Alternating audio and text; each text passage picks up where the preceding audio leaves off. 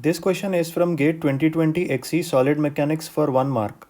Which among the following statements is true for a body moving on a dry surface under the action of applied forces? When you look at the 4 options given, there is a comparison to be made between the kinetic friction force and static friction force. Let's proceed to the solution. Here, let us assume a horizontal surface over which a block of mass m is resting. Since this is under the condition of rest, let us consider its velocity to be 0. Now, let us assume that this block is subjected to a horizontal force P towards right as shown here. Now, to restrict its motion towards right, there will be a friction force generated in the direction opposite to the applied force.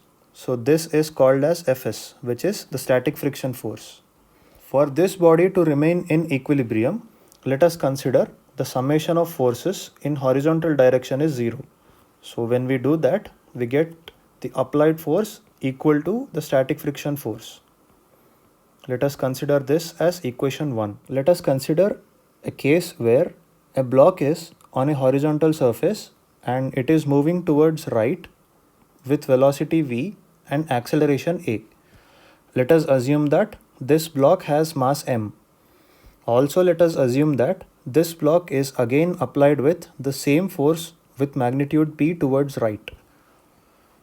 Similarly, in order to resist its motion, there will be a friction force generated at the interface towards left, which is opposite to the direction of applied force.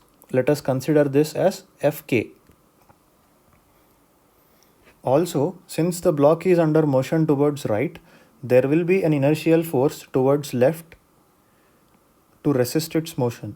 So let us assume that this inertial force according to Newton's second law can be written as mass into acceleration. Now for this case, summation Fh is equal to 0 has to be applied because the mass should be in the dynamic equilibrium. When we do that, we get P is equal to Fk plus Fi. Since the inertial force has its magnitude equal to ma, so this equation can be written as P is equal to Fk plus ma. So from this we can write down Fk is equal to P minus ma. So this becomes the second equation. It is to be noted that Fs corresponds to static friction force and Fk corresponds to kinetic friction force. Now when you look at equation 1 and equation 2, it is straight away clear that the kinetic friction force is less than the static friction force. Therefore, the correct answer to this question is option D.